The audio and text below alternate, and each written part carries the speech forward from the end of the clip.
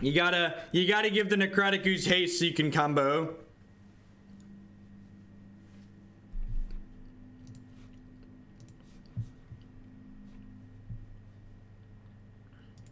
But you don't combo with Kiki-Jiki, chat. This isn't a Kiki-Jiki combo deck. You kind of combo with... Just, everybody sit back, relax, and enjoy the show. Things are going to get a little weird. Things are going to get a little weird.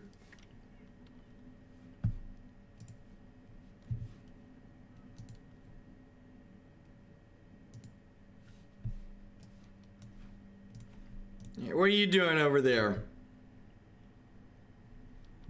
Storm.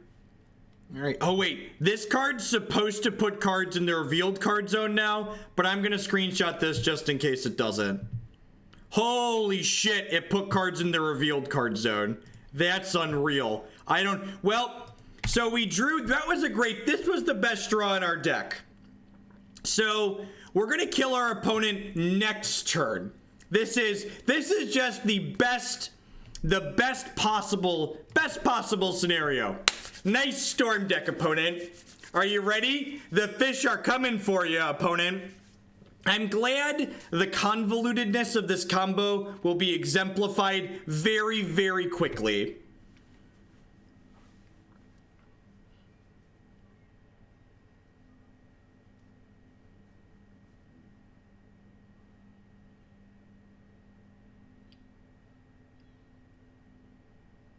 They finally opened that zip folder filled with bug fixes. This is do-it-yourself Kiki combo rate.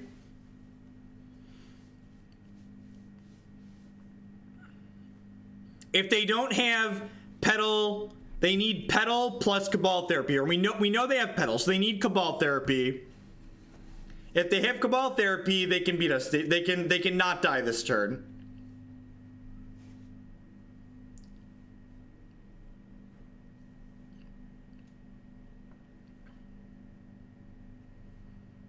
Look, our hand is riddled with legacy staples, chat.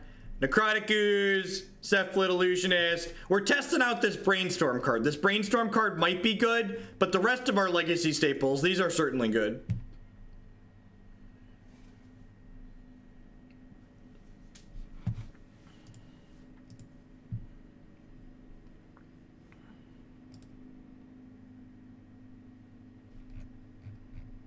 I think there might be something to this. I don't want to claim to be some kind of innovator, but there might be something to this Brainstorm card. Might be pretty decent.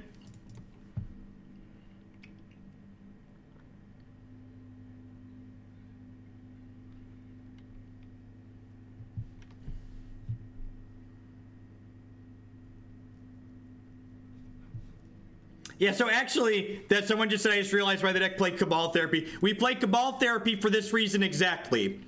We have the Necrotic Ooze in our hand. Cabal Therapy is going to let us put this Necrotic Ooze into our discard pile here. So, for those that haven't seen this Elephant Breakfast combo before, Nomads en-Kor plus the Illusionist here lets us mill our entire deck over. So we're going to flip our entire deck into our discard pile here. When our entire deck flips over, 3 copies of Narcomoeba are going to end up in play. And then we'll use those Narcomoebas along with a Dread Return and Cabal Therapies to put this Necrotic Ooze from our discard pile into play. And then using various abilities in our discard pile, we will be able to kill our opponent with this Necrotic Ooze.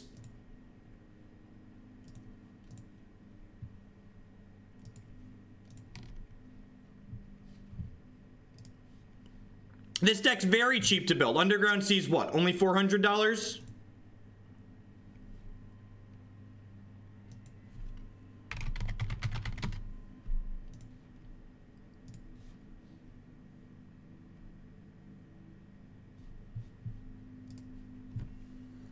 So now, let's pop this out so we don't misclick.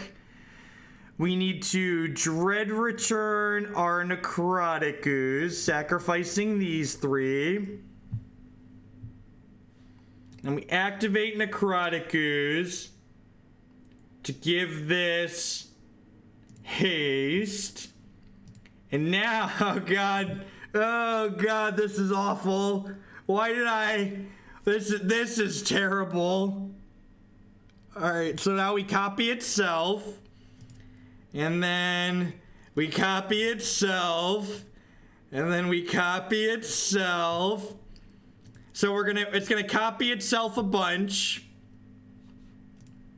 and then live with your mistakes. Look, Stinger, I didn't realize what I was doing when I agreed to the different combo in this deck. All right, so now the last ability on here. Oh god, I have to click on them too. This is the worst. There are so many clicks in this combo. Why are there so many clicks? Why are there so many clicks? When I said the combo was convoluted, I wasn't lying to you. Opponent, I'd concede, but I have legitimately no idea what is going on, so I'm gonna make you do the thing.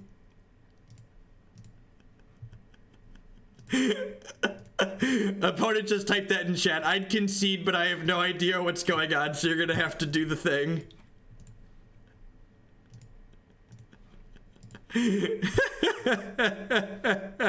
God bless you, opponent. I understand. I understand.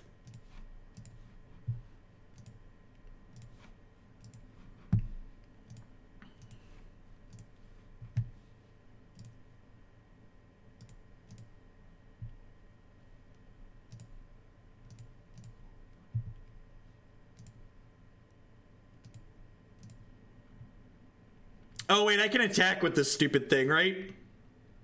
Nah, that's less funny.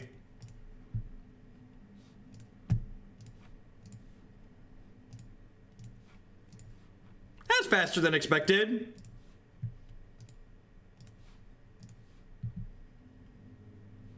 Brainstorm. I told you, chat. I don't know if this Brainstorm card is worthwhile. It just sat in our hand and didn't do anything. Who has time to play this Brainstorm card?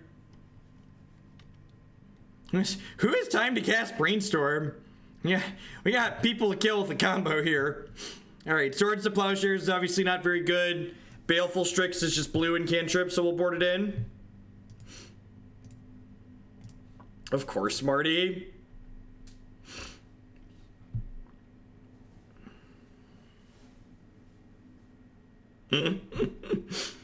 That was just some good clean Legacy the Gathering, right? So, for those of you that are also joining us, against fair decks, we actually have a transformational sideboard. So instead of having like real cards in our sideboard, we're just boarding into a Stoneblade deck. And we're just boarding into Esper Stoneblade against anything that's fair. Against other combo decks, we need to race them, so I'm going to leave my combo finish in. But against anything remotely fair, we bring in Stoneforges and True-Names and just like grind them out.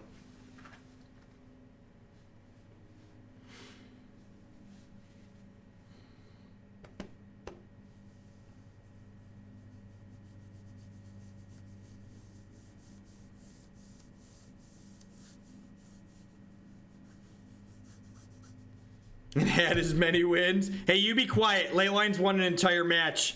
Don't you disparage our Lord and Savior, the Leylines.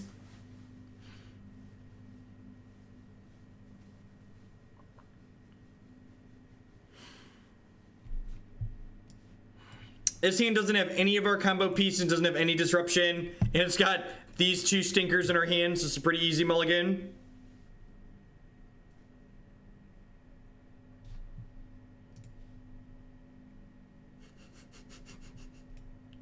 God, this fucking Necrotic Ooze is just like glued to our opening hand, huh?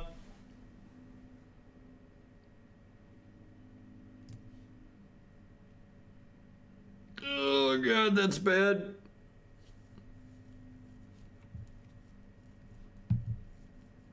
Recruiters are great with Stoneblade. You leave all the recruiters in. Do I keep this? Narcomoeba being the opener sucks pretty hard. I guess it pitches to force.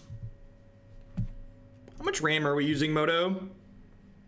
Almost enough to be really slow. We're gonna bottom that. What are the benefits of this over the Angel of Glory's Rise version? I don't know. The Angel of Glory's Rise kill is probably better. Probably better.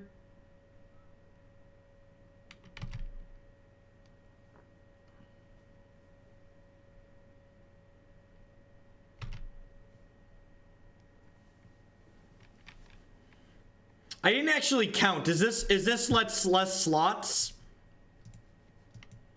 I can cast Narcomoeba, you're not wrong. That's definitely something we're allowed to do.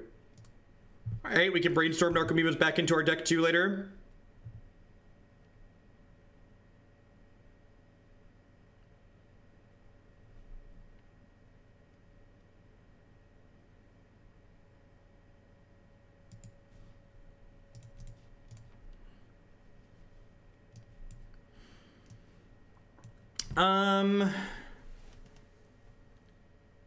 I think I'm in for Fetch Land and Recruiter of the Guard.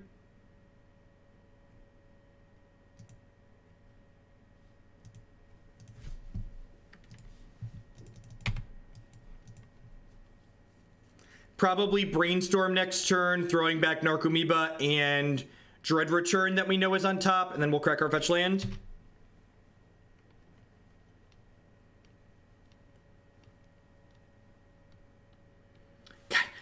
Modern Dredge would kill to be able to brainstorm Narcomoeba back into its deck. It's so good. This one is more niche, so it's for Johnnies who've already hit rock bottom and need their fix. That's definitely the case. That is definitely the case.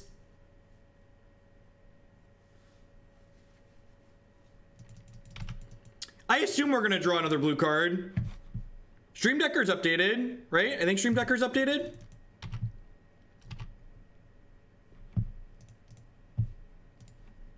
Yeah, Stream Decker's updated. Don't scare me, Shannon. I think I'm gonna hold the Narc for... I'm gonna hold the Narc for Force of Will here. Grab a Tundra here and cast Ponder. We're looking for the Cephalid or the Nomad here, so that way we can find the other one with Recruiter. I know what Leveler does. I don't know what Endless Whispers does.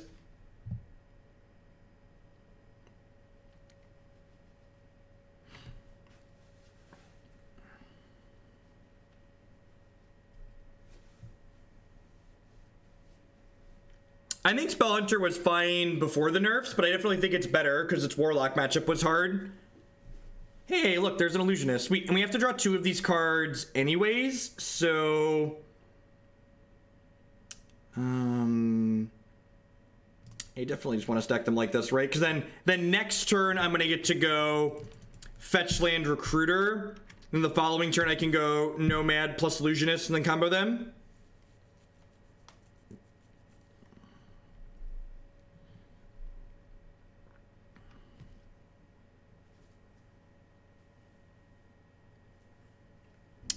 For the right amount of money, I'll play most things. It depends. I don't know. My goal is to generally try and win some games. Generally something that's close to competitive. I think my tiny monsters just got home. Probably need to close the door.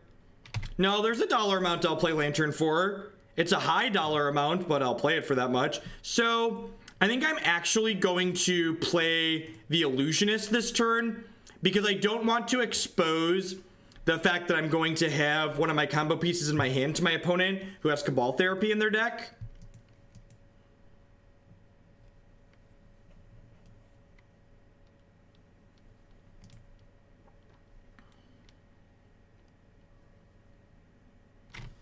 I'm sure Declan will poke his head in for a minute. Jake probably will too.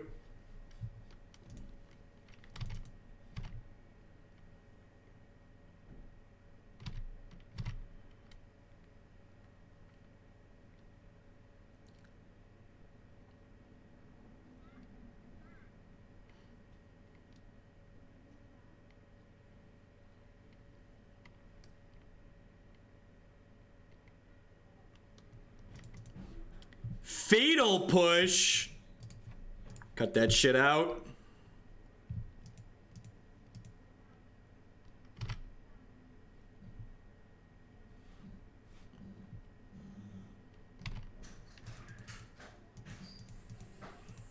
Yep, I will apprentice. Hello, Declan. Alright, if they don't kill us here, they're dead next turn.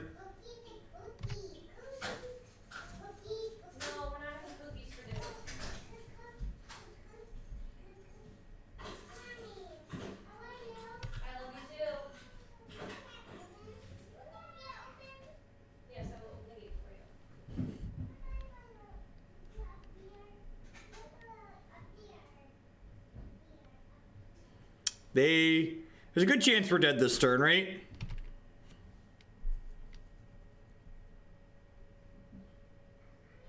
Declan loves his Megazord. It was funny for the month and a half leading into his birthday. Whenever you asked him what his birthday meant, he always said two things: cake and Go Toys. This is not a deterministic kill. I guess it lets them kill Cephalid Illusionist here. They're gonna cast some cantrips, I suppose.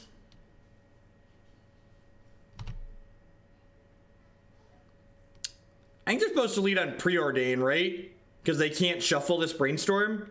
Yeah, I think they missequenced their cantrips here. I think they're supposed to Preordain first and Brainstorm second. Because they definitely just want to try and find the tendrils to kill me, right? Yeah, because now they're looking at the two cards they just put back, so my opponent's seeing less cards this way.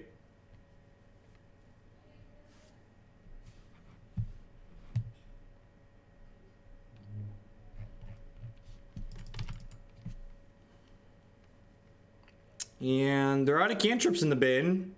Am I dead? If they have tendrils or tutor, they have lethal.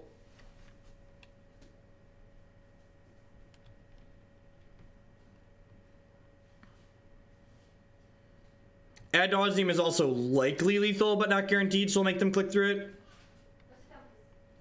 it. Are they flashing back Past in Flames to recast this Ponder? That would be so good for us.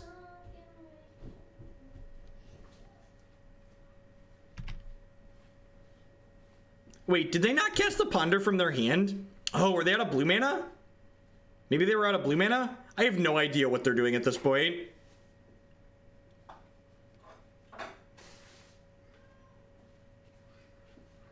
I wonder if they know what they're doing. Survey says, can you pull that door shut? Thank you. All right, well, we're 1-0 with Cephalid Breakfast. While I'm restarting Magic Online because it's hemorrhaging memory like no other, I'd just like to say good morning, afternoon, and good night to everybody wherever you're out in the world. Thanks for joining us here. My name is Jeff Hogan. I'm a full-time streamer, memer, content producer, whatever you want to call it here on Twitch. Thanks to my wonderful subscribers. They are a big part of why I'm able to stream full-time. So if you enjoy my stuff, you want to help keep me streaming full-time, please consider subscribing to my channel. Subscriptions start at $4.99 a month, or if you're one of the many people out there who has Amazon Prime link to your Twitch account gets you Twitch Prime included for free, which gets you a free channel subscription every single month. You can also support my stuff by checking out some of my sponsors. MTGOtraders.com would love to buy and sell some Magic Online cards with you. And if you use code Hoagland PayPal at checkout with them, you'll save 8% on your singles orders there. CoolStuffInc.com buys and sells a lot of cool stuff, including TCG singles. Using promo code Jeff5, you can save 5% on Magic, Pokemon, and Yu-Gi-Oh cards with them. A Big Main. Thank you very much for the brand new Twitch Prime sub. There's a lot of great people making content on Twitch right now, so I appreciate you choosing to support mine this month with your Twitch Prime. Of course, Mac Weldon provides premium men's clothing, such as this wonderful polo that I'm wearing. They do premium casual wear, polos, shirts, underwear, shorts, lots of great stuff there. If you want to check out some of their stuff, you can use code Jeff Hoagland at bit.ly/HugoClothes to save 20% on your first order with them. And of course, this stream is made possible by wonderful viewers like Anaronix, Justin, Nivik, and all of you out there. Thanks for tuning in. If you are enjoying my stuff, please make sure you hit that follow button. Following the stream doesn't cost you anything. It lets you know when I go live and with what. And that, folks, is a wonderful example of how to use dead time during your stream to fill it with ad space. No reason to cover up games of Magic with ad space.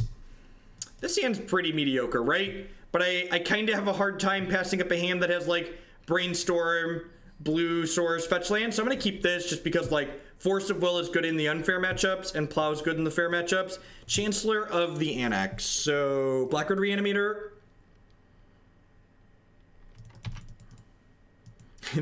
You can unfortunately not get the Owl Suit at Mack Weldon. That is not something they provide. You know what I love? I love how Force of Will keeps degenerate combo decks in check. Ooh, maybe it is. Maybe it is. Do they don't have the Reanimate? That's pretty unlucky, opponent. Pretty unlucky. No reanimation spell.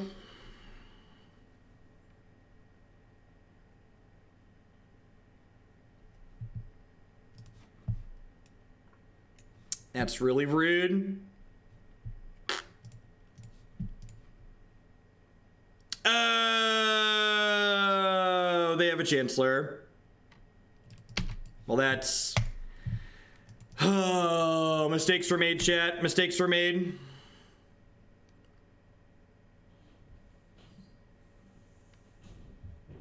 Fuck.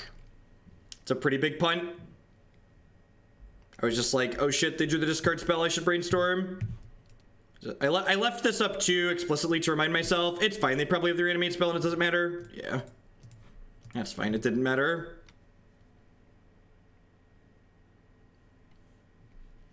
Legacy has a lot of very high variance games of Magic the Gathering, to say the least. It has some really deep, long, interesting, and complex games, but it also has a metric muck ton of just like one person doesn't do anything and dies. Is Leyline the kind of deck you'd bring to a Pro Tour? Almost certainly. Tippy top, best deck in the format.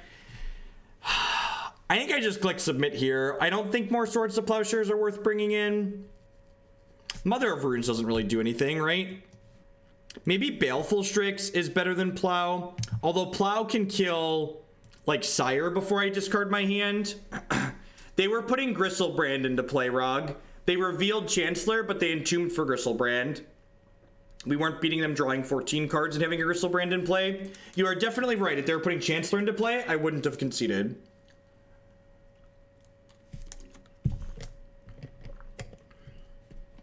What's my blue count here? That's actually pretty okay. I'm gonna do this. I'm gonna split the difference. Let's go 3-1. Plow's actually pretty decent against Red-Black Reanimator. They don't always have Grizzly Bees, and when they don't, you can Plow their thing.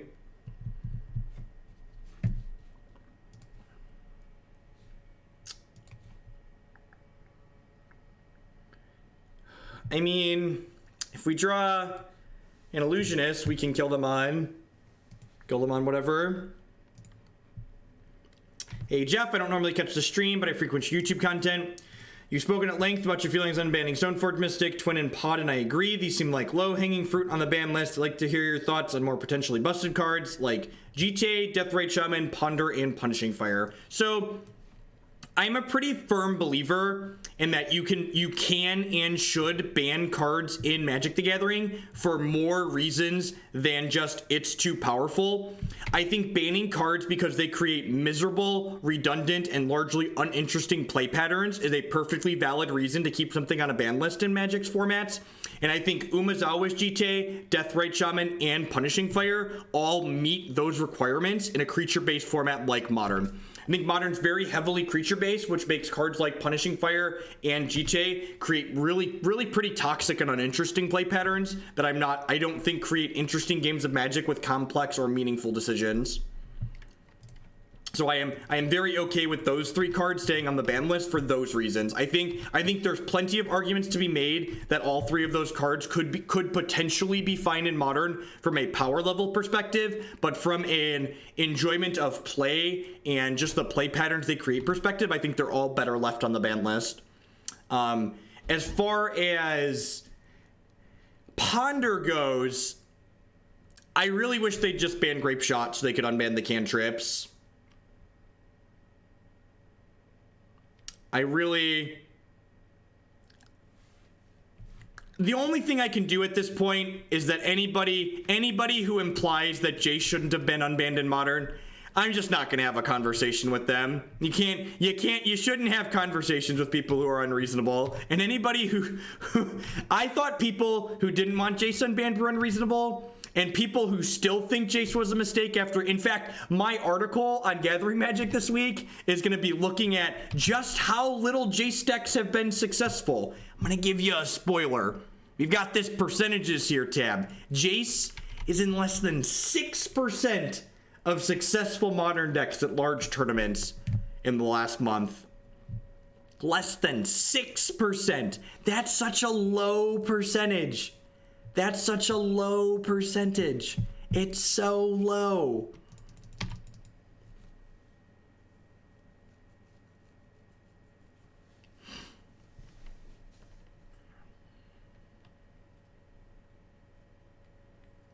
I think any cards that create slow, interactive games of Magic in Modern should probably be unbanned, because playing slow, interactive games of Magic in Modern is generally not how you win, because those strategies aren't very good in Modern.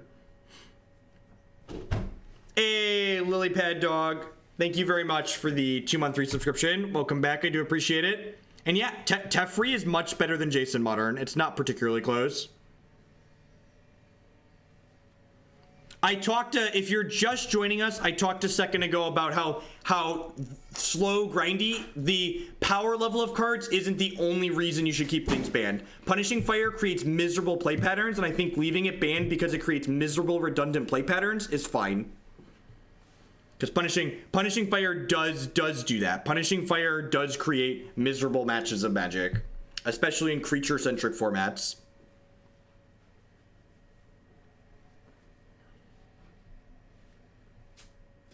Control decks have never been good, Taryn. There has never been a point in the history of Modern as a format where you could look back and go, man, control decks were really good then.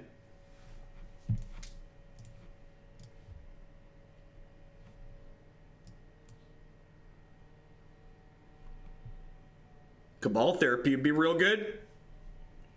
I'm actually going to probe again here, because if we hit Cabal Therapy, I really just want to slam it. By most reasonable definitions of control decks, Tron is a control deck. I think what it does is obnoxious, but it is a big mana control deck. So now people are going to get into semantics about, well, X deck is successful, and Jeskai is one of the most successful decks. I didn't say control was unplayable. What I said was control has never been the focus of Modern. You've never looked at the overall results of Modern tournaments for the last whatever segment and gone, man, control is the archetype to beat right now. This format's about outvaluing people. You can pretty much consistently always look back at Modern and go, Modern's a format about not dying. Modern's a format about being proactive. That's what Modern is about by and large. Let me tell you about drawing the second card in your 2-card combo. It's pretty good. I enjoy drawing the second card in my 2-card combo.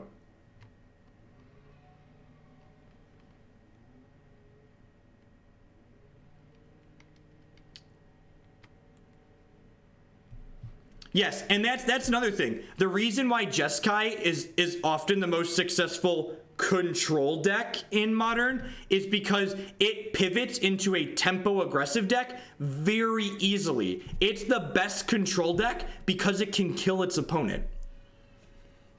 It's not the best control deck because it's this hard lock scary control deck.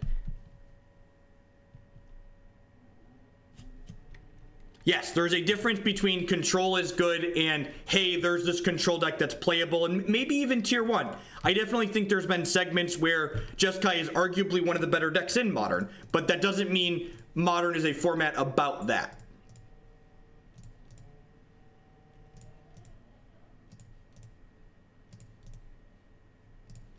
It was a tempo deck. It was definitely, I think defining Twin as a control deck, sometimes it boarded into a control deck, but Twin's primary game plan wasn't controlling. It was tempo at best.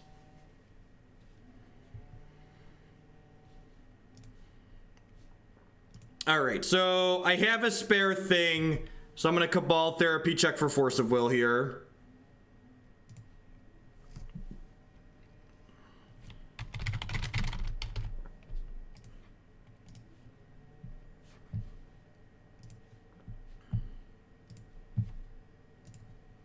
Let's pop this out. So now we Dread Return, Necrotic Ooze.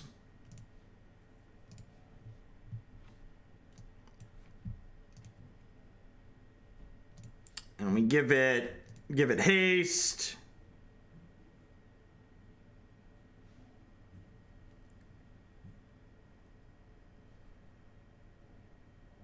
Create a token. All right, so they're dead. I just have to click here. So we're gonna make a bunch of Necrotic Oozes here, and then we're gonna sacrifice all of our Necrotic Oozes to drain our opponent for a bunch.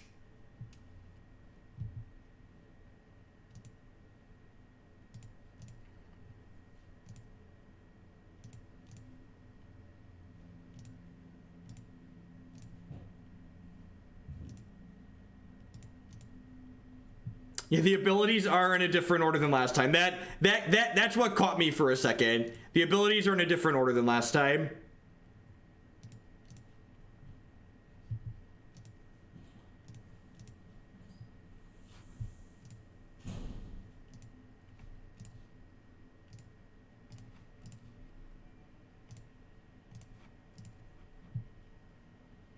Yeah, I think it matches the order of cards in the discard pile.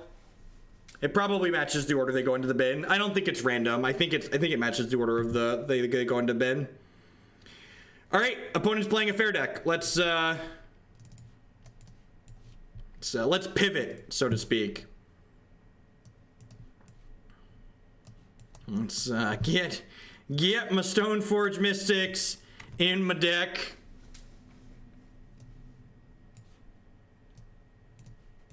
I think I leave Necrotic Ooze in, right? It's just like a 4/3. I think we just do this, right?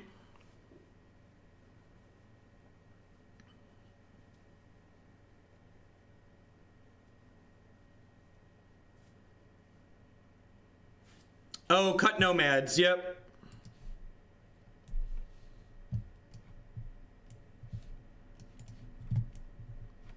Yeah, that's probably fine.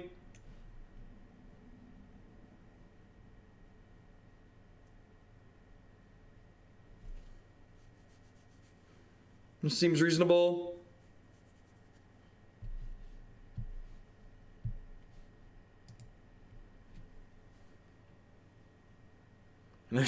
There's not red mana in this deck, chat. Casting Kiki is not an option.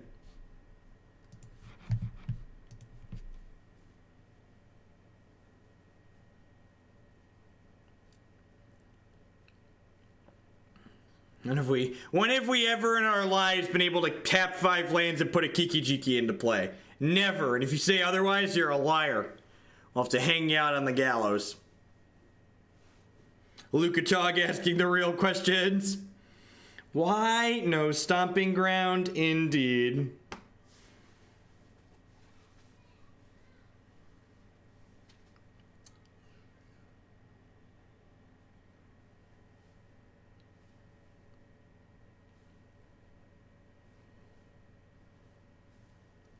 This hand's not good enough, right?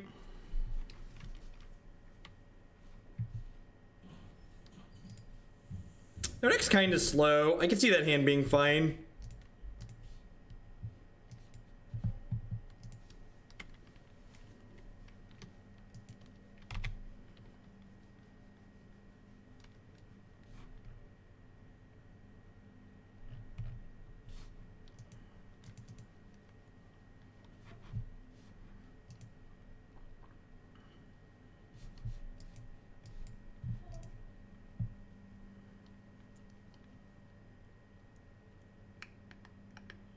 And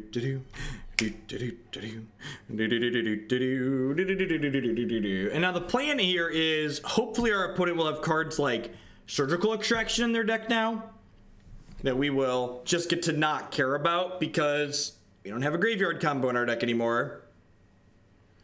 Would you mind reminding me of my personal opinion on Blood Moon effects? I'm of the opinion that cards that limit decisions your opponents can make are bad game design. That means cards like Blood Moon are bad game design. I think cards like Blood Moon are often powerful, so you'll see me playing them because I like winning games of Magic, but I think from a game design perspective, they are shit.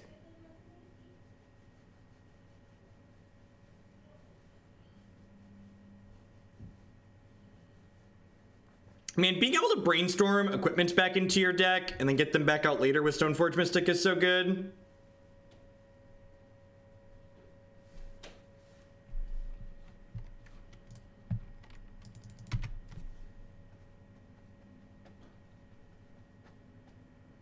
Yeah, I agree, Lukatog. I think Wizards Wizards understands that banning scare people and that people just want to play with the cards they like playing with. So like, Modern's diverse, let people keep the toys that they have even if some of them are obnoxious. But that being said, they can still add interest to the format and shake things up with unbannings on occasion. And I think they have a pretty decent list of things they could unban at this point still. Yeah, I have a Sword of Fire and Ice in the deck.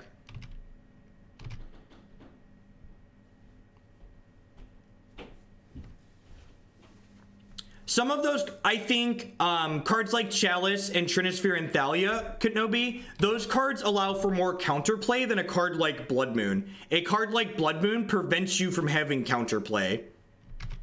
Like, Modern as a format is a good example of, like, I think Chalice the Void being a fine prison card because Chalice just isn't even very good in Modern because there's just a variety of casting costs. Whereas Blood Moon is a card that basically can hose anyone that's playing more than a monocolored deck.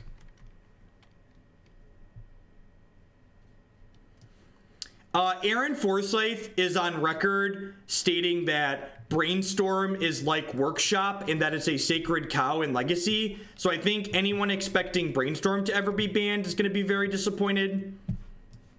I would be very surprised. That being said, I'd be very surprised if Legacy ban list doesn't change heading into the team constructed Pro Tour. I fully expect Deathrite Shaman or Gitaxian Probe to leave us. Ponder wouldn't surprise me too much either. I think there's definitely something to be said about there being a critical mass of cards that provide too much cantripping in Legacy that are powerful.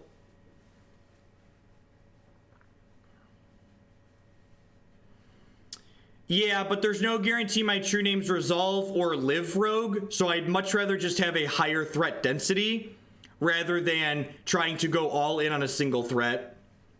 Edict's in my opponent's deck because we're a creature-based combo, so I'm assuming they just overloaded and brought in all their creature removal on top of graveyard removal.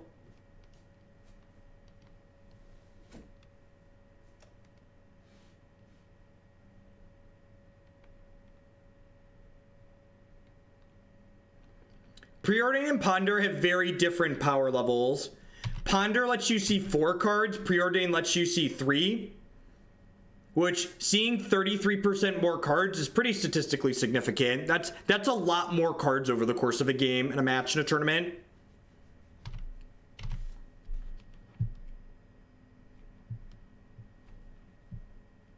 For fuck's sake.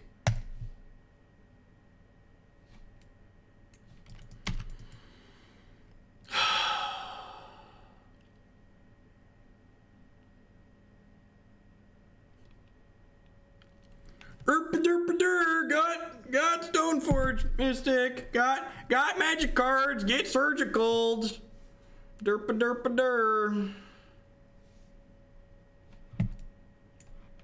Like, this play is terrible, except we have a True-Name Nemesis in our hand. Like, if people want to bring in Surgical Extraction to take random cards out of our deck, that's fine. Like, that's a bad reason and a bad use of Surgical Extraction. Yeah, it's a good chance that they're ghosting as well. You know, low latency streams make for good ghosting.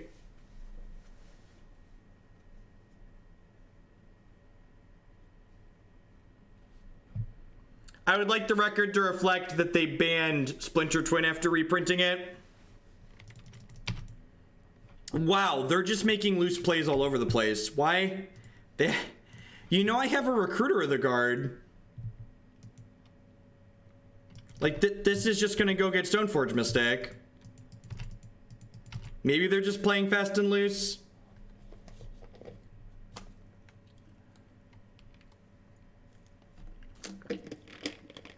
It's funny.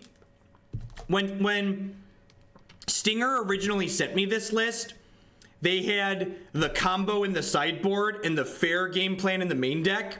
And I was like, no, you can't board into a graveyard-based combo on Magic Online because everybody boards in Surgical Extraction against everything. So, like, if you're a Stoneforge deck game one, they're still going to board in Surgical against you. So you have to start with the combo and then board out of it.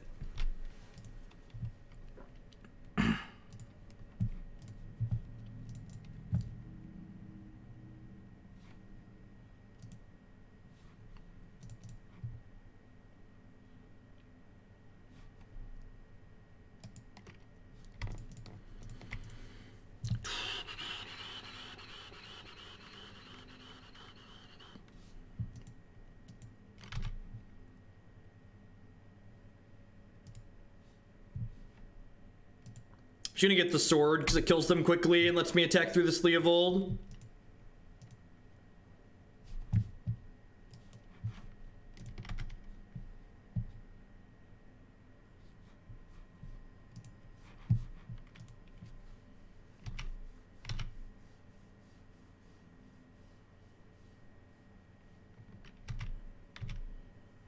I guess it's gonna target them while they have Leo in play though.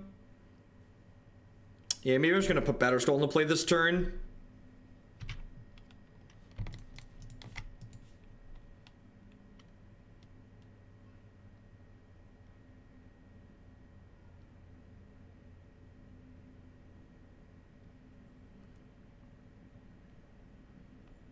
Oh, because I have another Stoneforge in my bin. Yeah, that's true. That's a good line. Thank you for pointing that out, Cyril. Awesome, Frog. Yeah, the Delver Burn deck's really sweet. Super powerful. Pretty consistent, too, which is nice.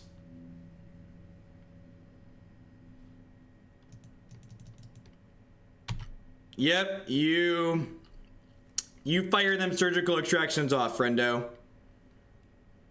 If they'd have waited on this, I probably would have... I guess I could have played the Stoneforge before they have a chance to take it. But, like, now I get to get Baleful Strix. I think that's fine. And why'd they pay health for that?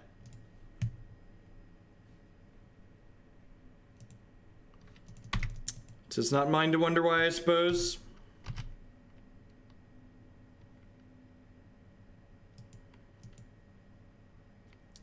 I guess.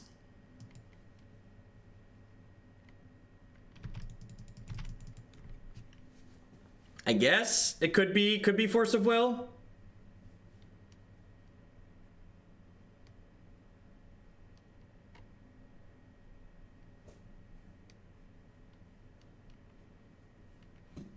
Hopefully they're a loose goose and attack this Leovold in. I get to floop this Batterskull into play and gobble them up.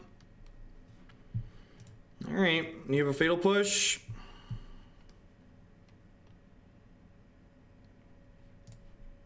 Put this little piggy into play.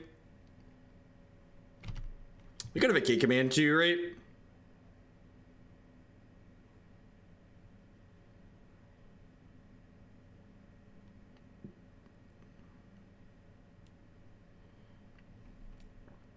That's unfortunate. Yeah, I guess I'm just going to 5 here.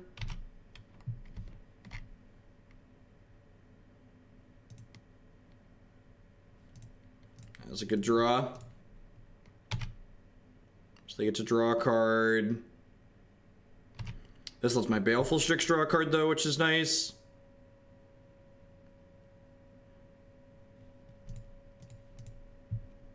Hey, well, I'm glad you're enjoying the YouTube stuff, Maxim. Thanks for watching.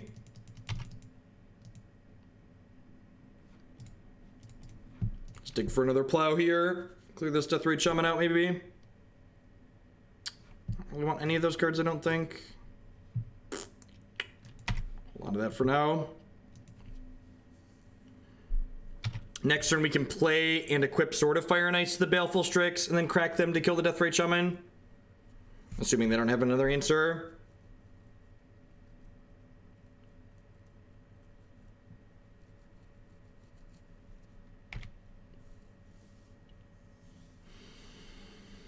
Yep.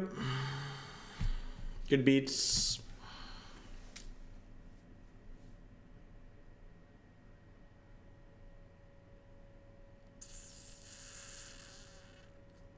I'm not gonna change anything. I'm pretty happy with this plan. It was pretty fortunate Surgical that ended up stealing that game for them. I mean, if I suited up the Sword of Fire and Ice earlier, they would have just killed the sword instead of the Batterskull. But then I guess I have Batterskull in play to gain some health with, so maybe that's fine.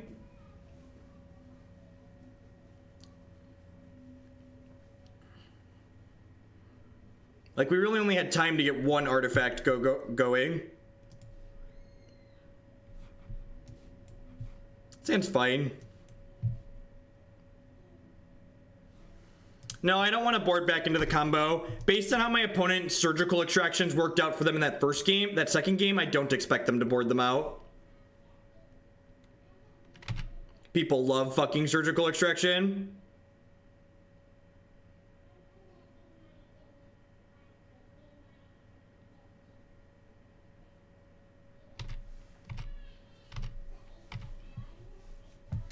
Sweet. Second Stoneforge is great. Hopefully they only have one removal spell here. Oh, I should have gotten another white source in case they have a wasteland. Grab another Batterskull here. 10 out of 10 should have fetched a Tundra with that. Hi, Dad. Hi, tiny man. You want to say hi to the internet? Mommy, Dad, Mommy's coming. What? Mommy's coming? Why is Mommy coming? Is it because you're not supposed to be down here?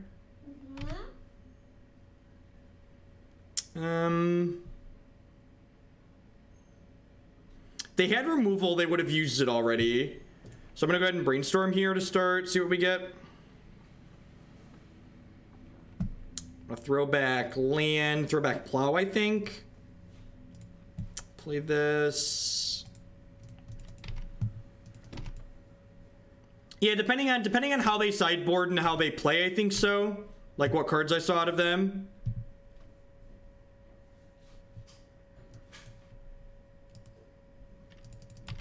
Go ahead and pass here. I have a Force of Will for Culligan's Command if they have it. I told you couldn't come down here. No. It was funny. He sat over there right on the couch. He's like, "Mommy's coming." Come here. Come here. She say upstairs. You're both staying upstairs. Did you say hi to the internet? No. Do you want to? Do you want to say hi to the internet? Okay, come here. I did down here. I agree with Rogue. Boarding in Surgical because your opponent is light on win conditions generally is pretty untrue. So they need to have a force of their own here. No, get off of your dad. Hi. Hi, you want to come see me? Say hi, internet. You can't yell. Do you want to say hi to the internet, Jake? Hi. Are you a hot sweaty mess? Hi. Jake, say hi. Sauce on me, sauce. There's sauce on you? Because you're dirty mess? Jake, can you say hi, internet? Hi. Splashy-ock, thank you very much for the Prime support. Jake's turn. All right, I think it's time to go back upstairs, kids. No. You're very loud. I did down here. Bye-bye, kids. I did down here.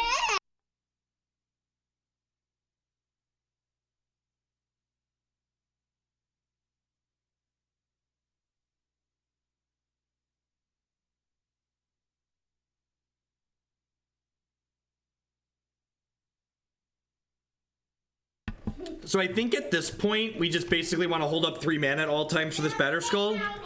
Unless they really get ahead on board somehow, because I just want to not lose the Batterskull at this point. Was this door locked?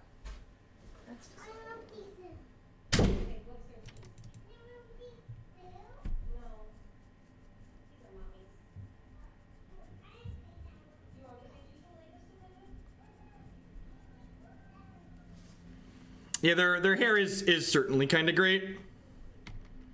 That's annoying, but not the end of the world.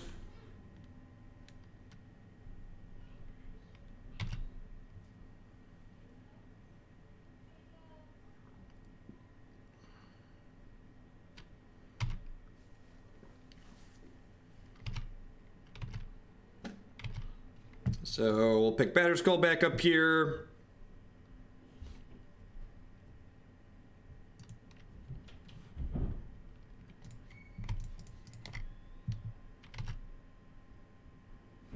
Critter's okay. Let's ponder, see what we find. Therapy, Stoneforge Mystic. I feel like the way they've played this game, they're setting up for Snapcaster Kolaghan's Command. So I think I'm going to keep these. I probably don't need a flashback here though, right?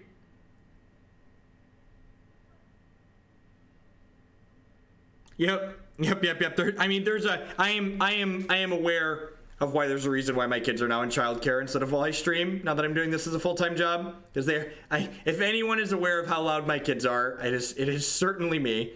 Do I want both therapies here? I'm not sure that I do. I think I probably just want one.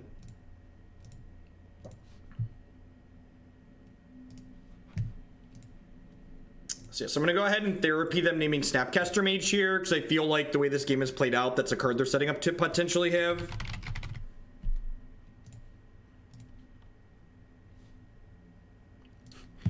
Remember when someone asked if I was gonna board back into the combo? And I said no, I am not gonna board back into the combo. Would like to present Exhibit A.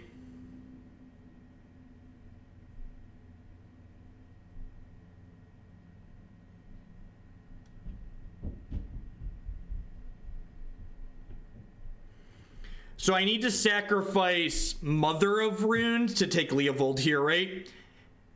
Because I don't want them to surgical my Stoneforges, so... And I don't want them to have priority while this is in my graveyard, because they'll definitely surgical it based on how they played the last game.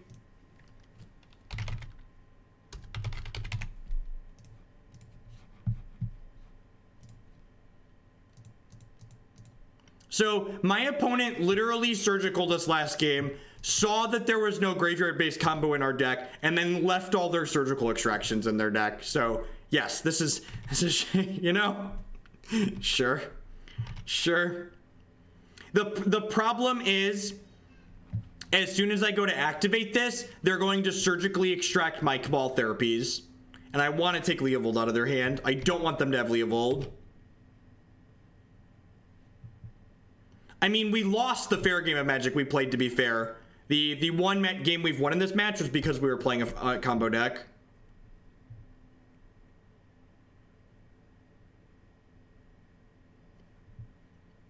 Yep, yeah, I completely understand that. I completely understand. I appreciate the people that watched my content before I was full-time and put up with the children screaming, but I definitely was aware of the fact that it was not ideal.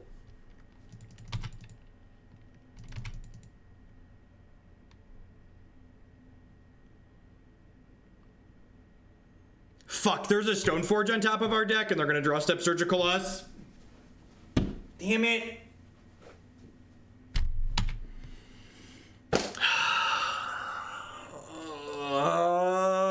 I hate when bad Magic players make bad plays and get paid off. It's so frustrating. It's so fucking frustrating.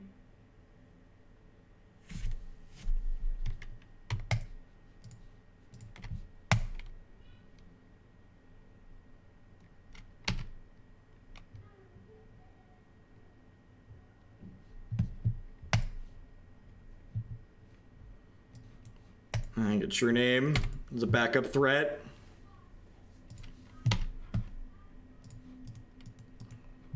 Yeah, we're ahead right now, but they have plenty of draws to get them out of this situation. We're definitely still ahead for the time being. It's just like that takes a game that's likely a landslide and gives them outs.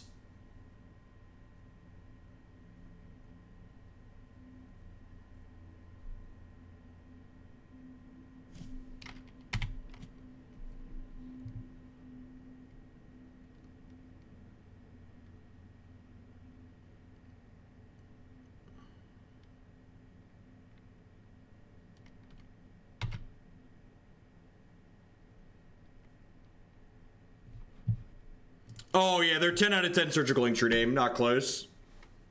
You could call that one. So I'm gonna go ahead and equip Batterskull. Do I equip Batterskull? No, they have Diabolic Edict in their deck.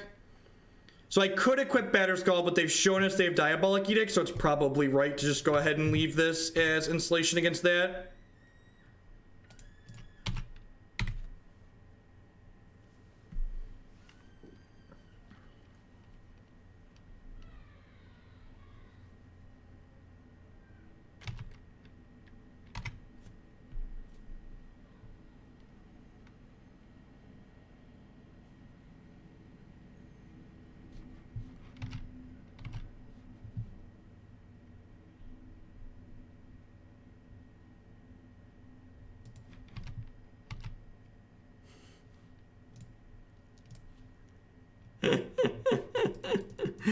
Oh, the timeout memes.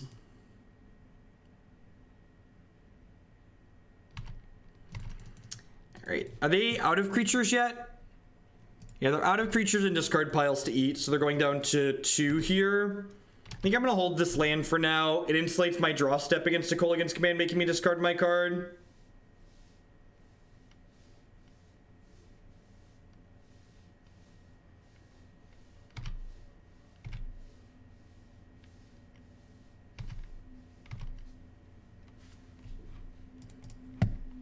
Plow is lethal.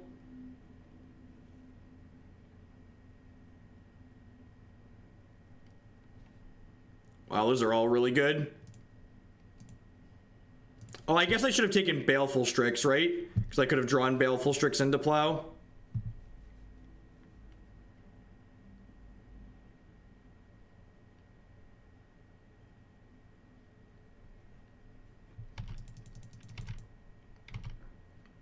All right, and they have to block Batterskull, so this is a free attack here.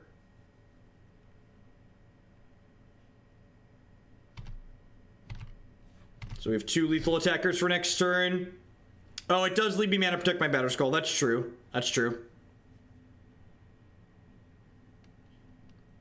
Kolaghan's Command means they're not dead on board.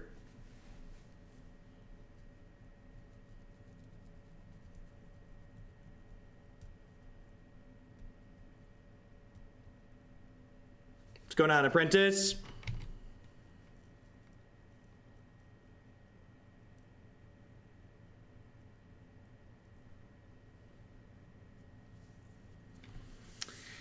All right, we're 2-1. Grinding them out, slow and steady. Beat Storm, beat 4-color Mush, lost to Red-Black Reanimator. Some tough beats.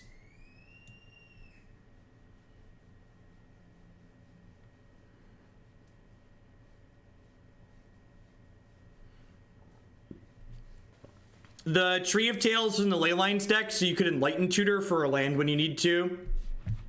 Enlighten Tutor can find artifacts, but it can't find land, so Tree of Tales lets it find a land.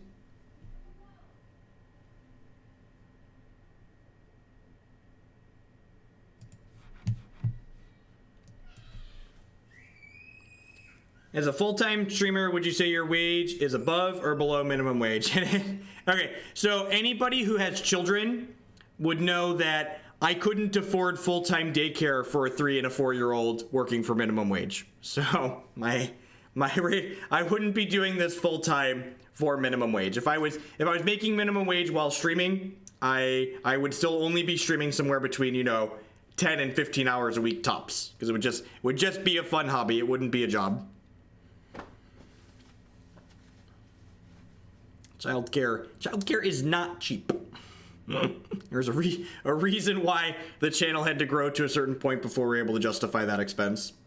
And I appreciate everybody that does support my stuff to allow me to justify that expense. So thanks for helping me do what I do here, subs.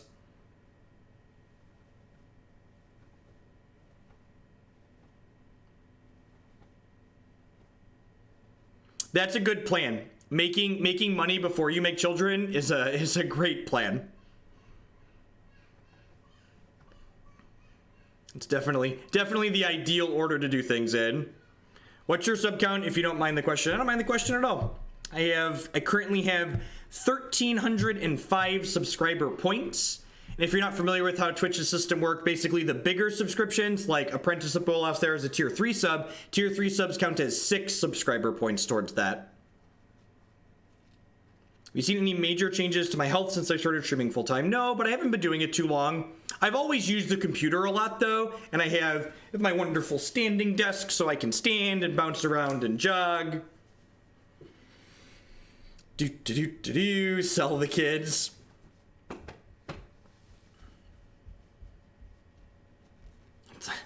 The combo in this deck is kind of convoluted. I'd encourage you to wait and see, or rewatch the first game when the YouTube goes up. I'm not gonna, if I take the time to explain the combo every time someone asks, that's all we're gonna be doing is explaining the combo.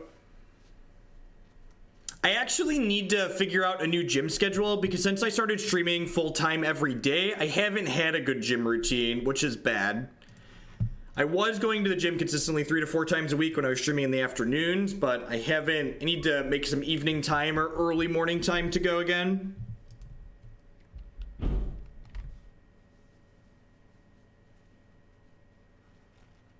Just paying my child support. Master EU, thanks for the 4 months. I appreciate it. Welcome back. Thank you for that. I'm gonna play this Nomads en-Kor out just in case we're a true professional and rip the Cephalid on 2 to combo them.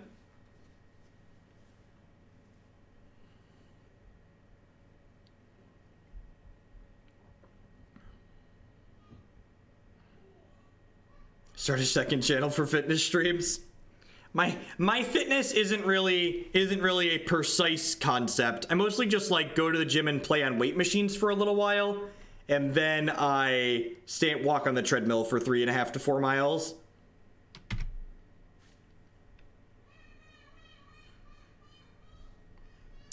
It's a good draw. What do I want to name here? This deck just top 8'd something, right? What are their lock pieces that I care about? They play 4 Phyrexian Revoker usually, right? I want to name Phyrexian Revoker.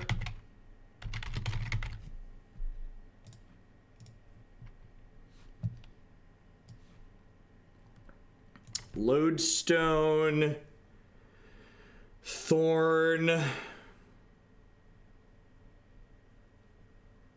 Lodestone's pretty annoying. Thorn's pretty annoying too. Lodestone probably would have been a good name. Yeah, we played the opponent's deck on stream a number of times before. So I think I just play Mother of Runes here. And then take flashback Cabal Therapy, taking Lodestone Golem.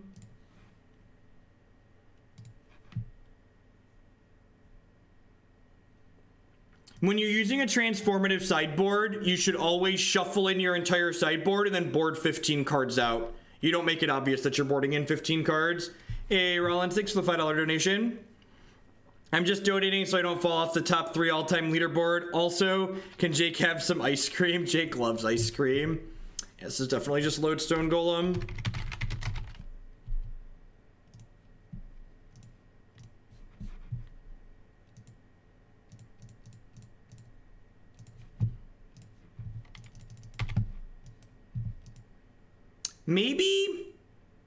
Maybe I was supposed to take the Thorn and then I could plow the Golem. I'm gonna run and fill my water bottle up really quick. I'll be right back, chat.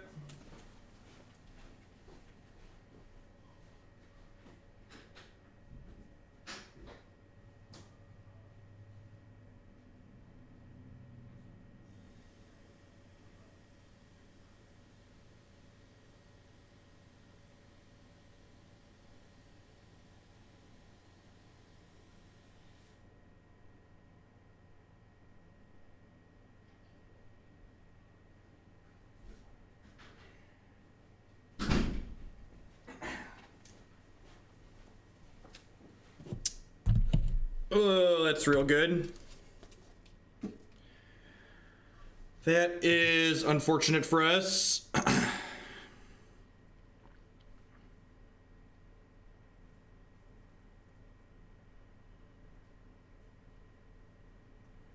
They're gonna go City Equip Attack here. Oh, they're gonna wasteland me. That's fine.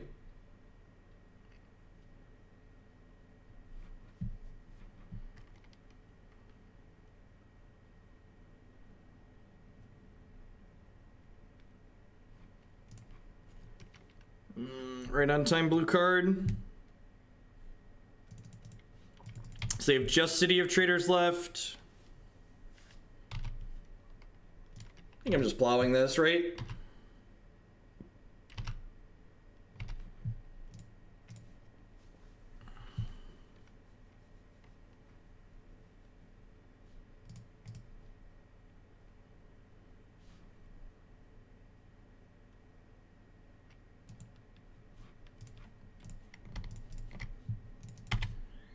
Need a couple of bricks out of them.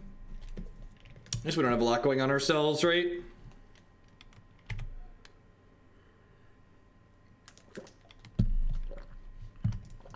So we can't win this turn because of Thorn of Amethyst, but we should be able to win next turn.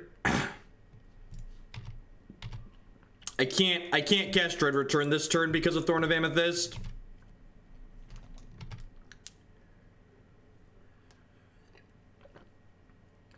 Yeah, Gristlebrand's great.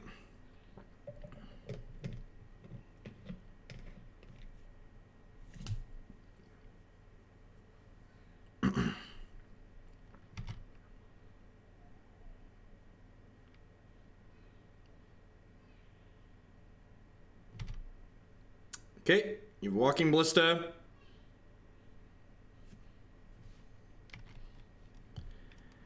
Alright, so this is actually going to be really annoying because what I have to do here is I have to mill myself 48 cards. So I can't just like willy-nilly mill myself out. I have to mill myself a precise number because I have to be able to draw a card next turn.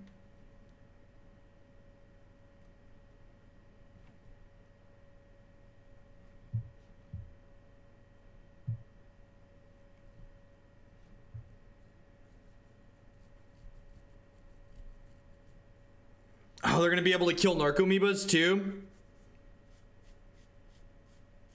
No, but they won't be able to kill Nomads, right? So I'll be okay.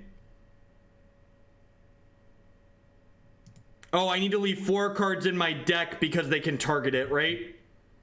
All right.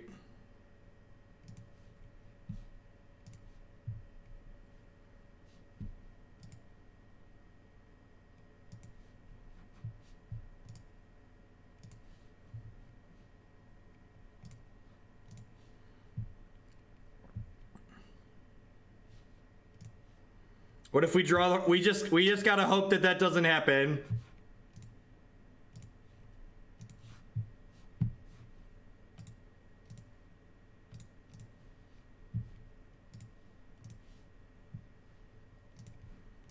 All right, so my deck, I need to stop doing this when I have 7 cards in my deck.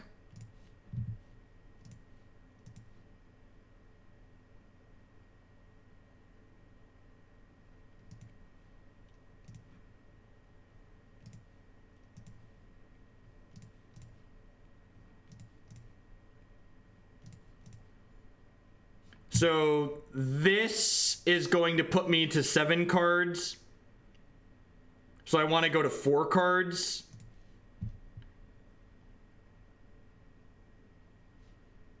So what?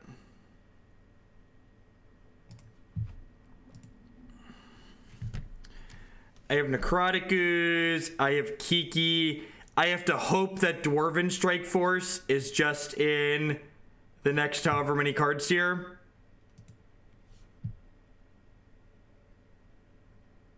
So if Dwarven Strike Force isn't in the next 3 cards, I lose the game.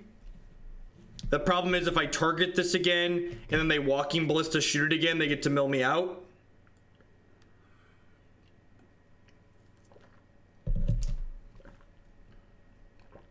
I didn't force the Ballista because there's a Thorn of Amethyst in play.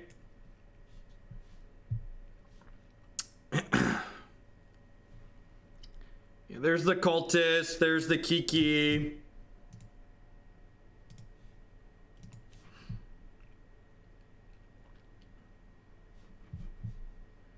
Yeah, that's true. I technically don't lose even if we... Even if we miss. And we did miss.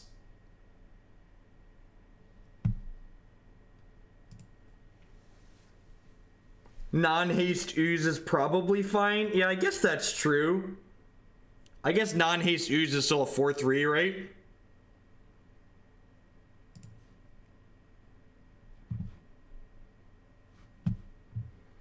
So... Wait, why?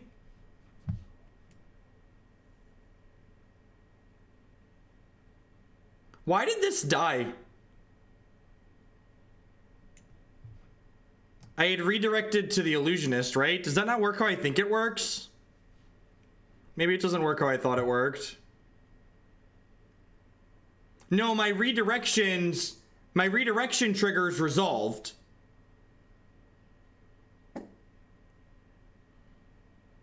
But the trigger's resolved. The shields were still... I don't know. Apparently I don't know how it works. At any rate, they didn't kill my Narcomoeba, so we get to put my Necrotic Ooze into play.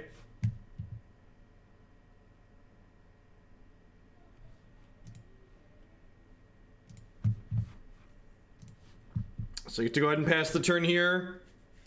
And then if they can't kill this Necrotic Ooze...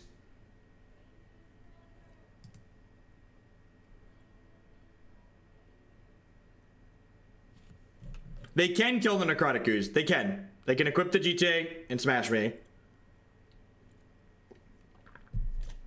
But this is my only line because Strike Force was in the bottom 4 cards of my deck. So...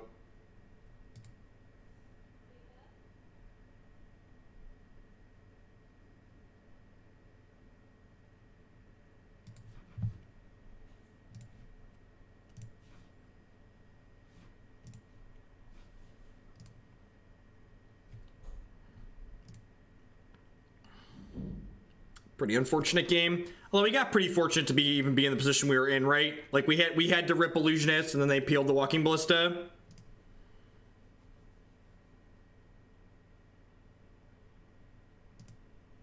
Yeah, opponent's just gonna kill our stuff. It's a good play from the opponent. Opponent played the game really well. We had a little bit mix of them drawing well into being. The fact that our Strike Force was in the bottom ended up being pretty unlucky.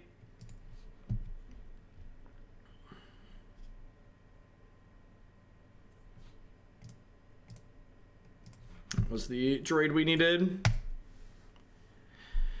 I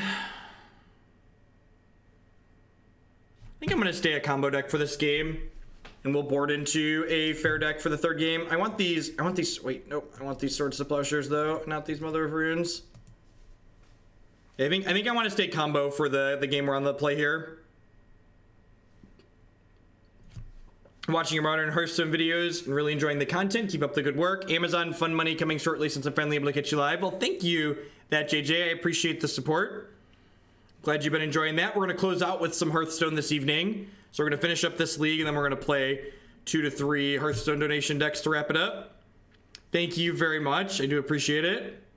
I didn't mill the full deck Apprentice because I needed to be able to draw a card during my draw step because they drew the Walking Ballista, I was forced to mill myself on their turn.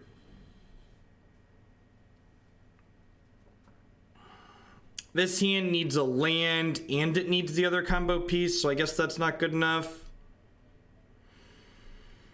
Oh, magic. Oh, magic. Let's just move on with our lives, shall we? For the record, if you've watched us play this Cephalid Breakfast dual deck before that boards into a combo deck like this or boards into a fair deck, I think the combo in this build of the deck is much, much worse than the combo in the other deck. This combo is much weaker to removal. It has more moving parts. It has more clunky uncastable cards in it. So while I think it's adorable to combo with Necrotic Ooze and Kiki-Jiki, I think it's much worse than having the Laboratory Maniac Angel of Glorious Rise combo.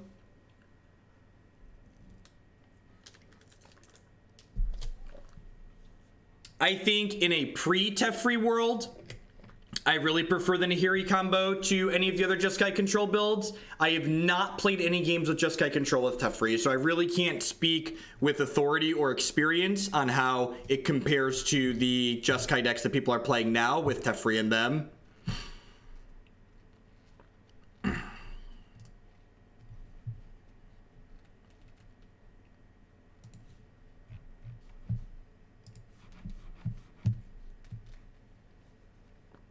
I don't know what a donation deck tech means. No, I've not tried. I haven't had time to try other things. My entire weekend was spent doing dev stuff for my open source projects.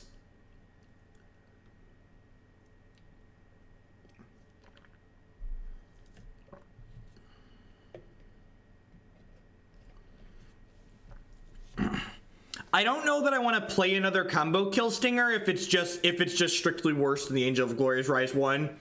So if you want to send this again with another different combo kill, I think you need to make a case to me of why, in what situations, it's better than the Angel of Glorious Rise win.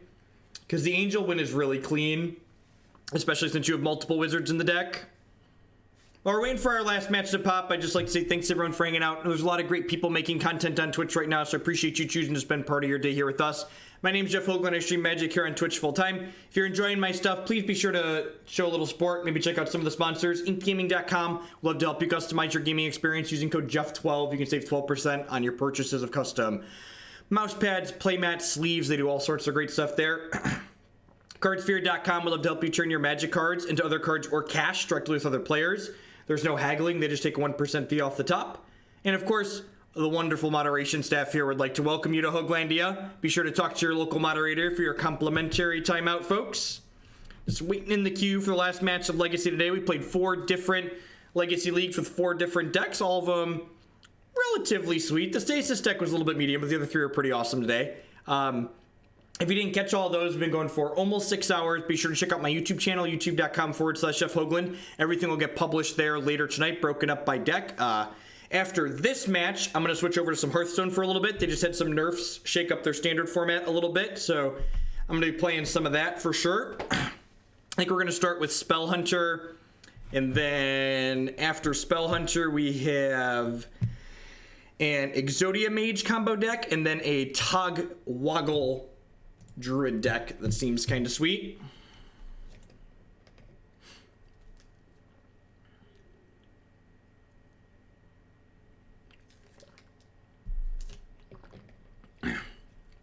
I don't know.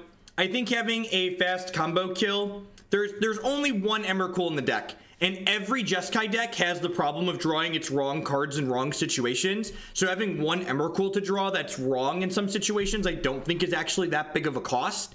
And Nahiri does a lot to mitigate that wrong half problem because she's able to loot away your wrong half cards. Logic Error, thank you very much for the tier 1 sub. I appreciate that. Welcome, welcome, welcome. I'm not going to blind Cabal Therapy into Windswept Teeth on 1. I could, name Green Sun Zenith here, but I think I'm better off just waiting to get more information about what I could potentially be playing. Yeah, Apprentice, I need to see what it's going to take me to craft, because I probably don't have enough dust on hand, which means I have to go buy packs. And I've been buying packs with Amazon coins, which means I have to go buy them on my cell phone.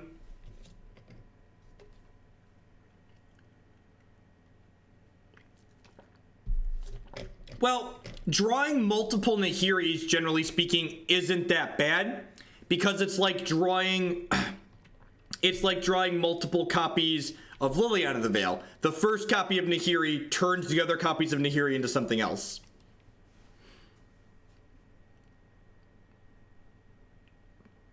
Thanks, Libo. Alright, so pretty obviously Maverick. I think I want to get rid of an Illusionist here.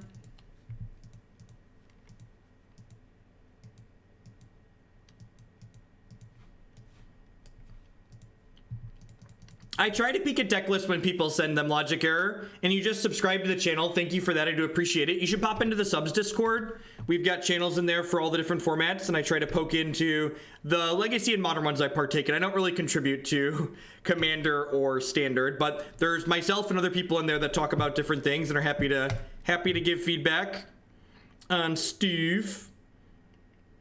Well, this is great, right? I just get to go. I'm gonna throw back this land and this therapy. I'm gonna put this Mother of Runes into play. And then next turn I can go Nomads Illusionist with Mama.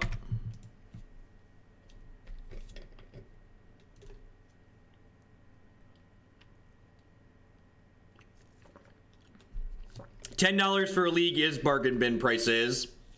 It is almost certainly a fact that the reason why the donation decks that I do here have been well received is because we structure the prices aggressively and reasonably.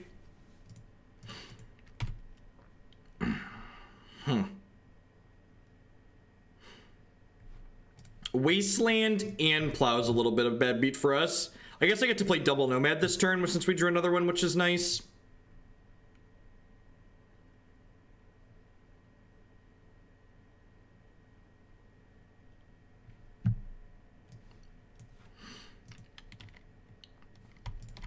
I agree that they're not free, JDM. I just think that there are a lot of things that aren't free in Jeskai control decks. And I think the average draw with Nahiri makes her worthwhile. I think having random combo kills and especially like her being a main deck answer to random enchantments is also extremely valuable in my opinion. Just super flexible.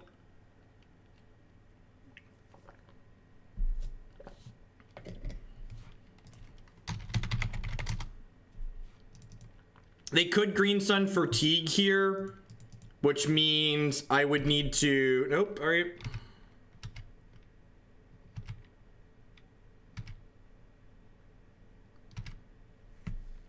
Nahiri is definitely better than Jason Jeskai. I don't know that she's better than...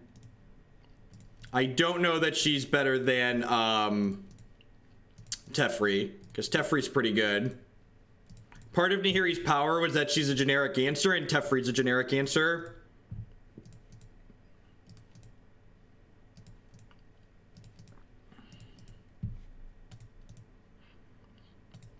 I'm sure at some point I'll log some games with Teferi, but I haven't yet, so I'm not gonna talk about. I don't know. I feel like Nahiri's not a card I want to play one of. My opponent just asked what's going on in chat. They are about to go on an adventure. Are you guys ready to share this wonderful adventure with my opponent? For people that have been asking how does this deck win, you're about to find out. Buckle up. Buckle up, chat. I think you should probably just play 2 Teferis. If Teferi is better than Nahiri, just play 2 Teferis. We're gonna name Swords to Plowshares here, so we don't get plowed by mistake. Tireless Tracker. Yeah, you ready to die, opponent? Are you ready, kids? I can't hear you. Aye, aye, Captain. Oh, who lives with Necrotic Ooze under the sea? Kiki-Jiki. Kiki-Jiki. Kiki-Jiki. Kiki-Jiki. Do-do-do-do-do-do-do.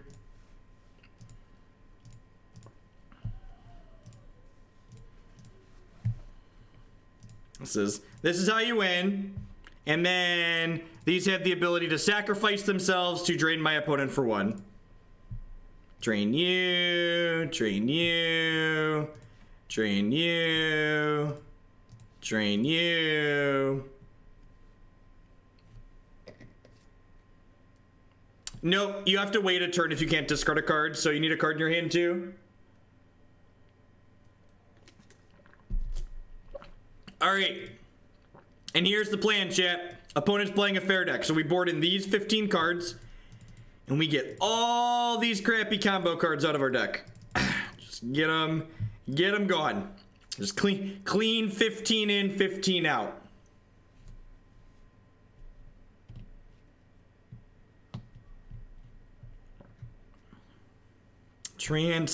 Transformations, if you would. Is Force of Will good enough in this deck? In this matchup? Is Cephalid Illusionist better than Force of Will in this matchup? Please discuss. Is Cephalid Illusionist with its 3 mana activated ability better than Force of Will in this matchup?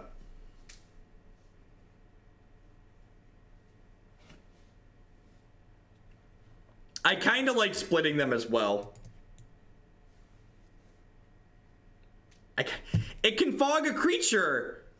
It can fog a creature. So, because our graveyard activates out, because our combo activates out of the graveyard, our opponent will likely be boarding in things like Surgical Extraction and Grafdigger's Cage and Tormod's Crypt and stuff like that. So we just get to sidestep their graveyard hate by no longer caring about our graveyard.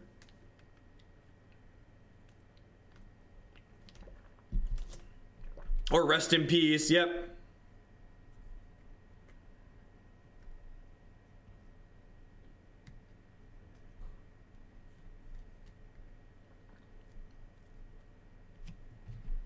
Prevents all combat damage that be dealt to and dealt by target creature you control. Yeah, so you block with one of your creatures, then fog.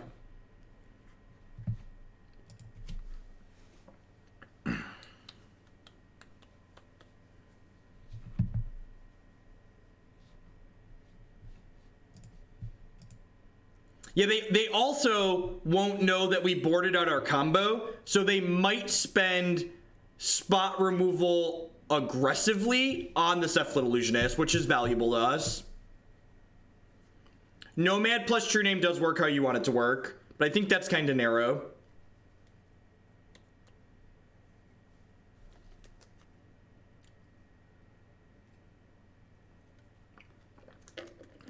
And if they're stream sniping us and we just play a fair deck mirror match, playing a fair deck mirror match is fine, I think. I think I'm okay with that.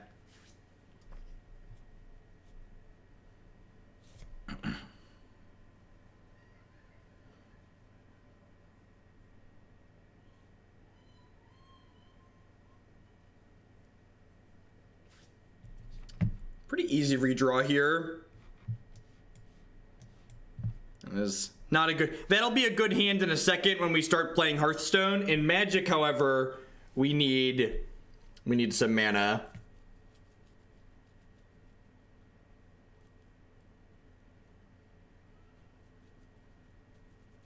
We have channels for every format in Magic Logic, so feel free to click into the Magic section and do the appropriate one. I'm gonna keep this, I guess.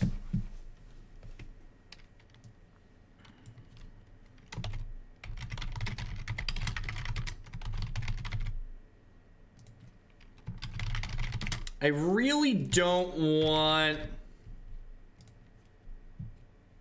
I really don't want to force a will, right? So I'm gonna bottom that.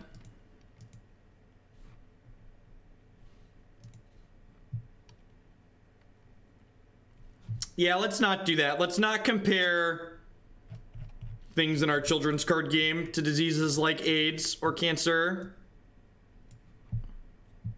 Let's be a touch more civil than that, ideally. Please and thank you.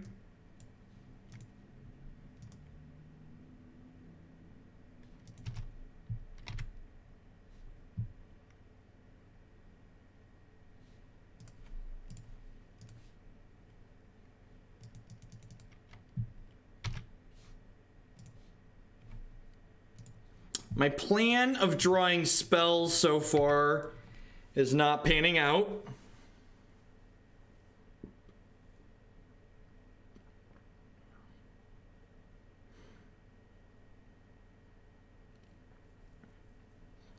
I think as long as there is a drive and desire for modern content, I don't intend to divert my resources from Magic, from Modern and Legacy to Standard. I think there's a lot of, when Standard is good, there are a lot of content creators that consistently produce a lot of Standard content, whereas for Modern, there aren't that many people that play a lot of Modern consistently. In fact, there's a lot of people that they only play a lot of Modern when Standard's bad. So I think I've been successful because I focus on eternal content. I think there's a big drive of people that want to see non-rotating format. And I think there's a lot of people that really enjoy standard when it's good, and they make reasonable content. I don't want to overlap with them. Man, we are just not going to beat the sword, huh?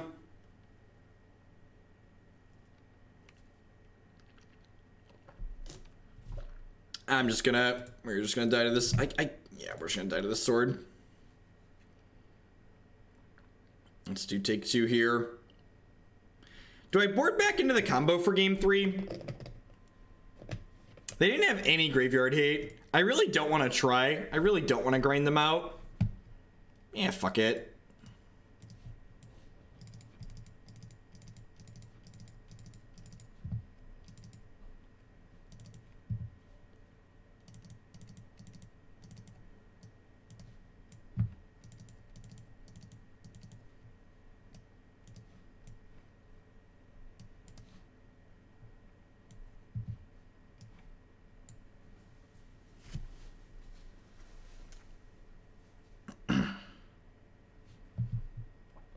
Yeah, but I can plow Death Ray. That's not really a big deal.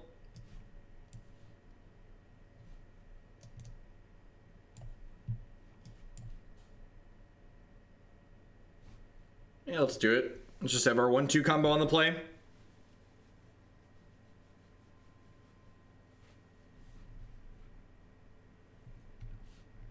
All right, and after this last game, we'll do a quick wrap up, and then we're going to swap on over to playing. Actually, I already kind of did a wrap up. I think this archetype is sweet. If you want to see more of it, you should check my YouTube channel out.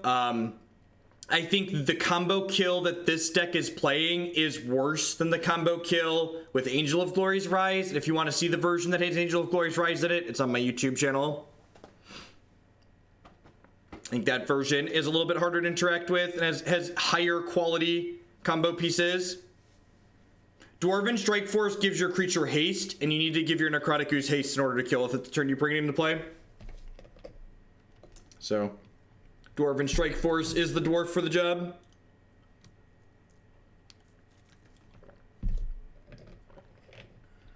Yep. Yeah, I missed it too. I actually sent a message, was like, why is this Dwarven Strike Force and not Tireless Tribe? They were like, it needs haste, and I was like, oh, that makes sense.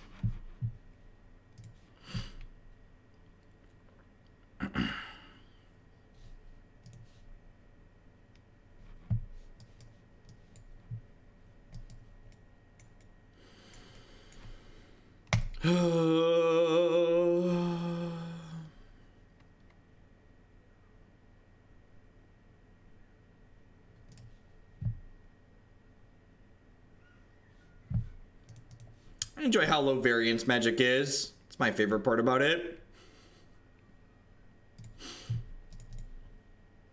Yeah, I think this combo in general is actually moderately competitive.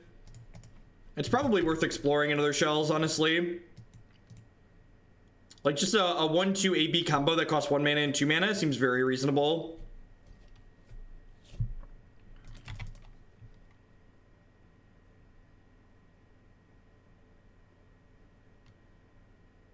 But also mulligan low this game.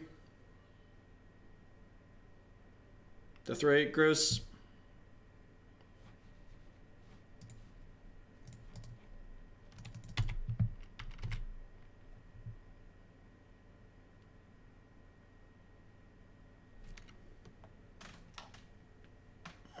What are we doing, opponent? Alrighty. Alrighty. I'll catch all of y'all. It's gonna be a wrap for the Magic stuff.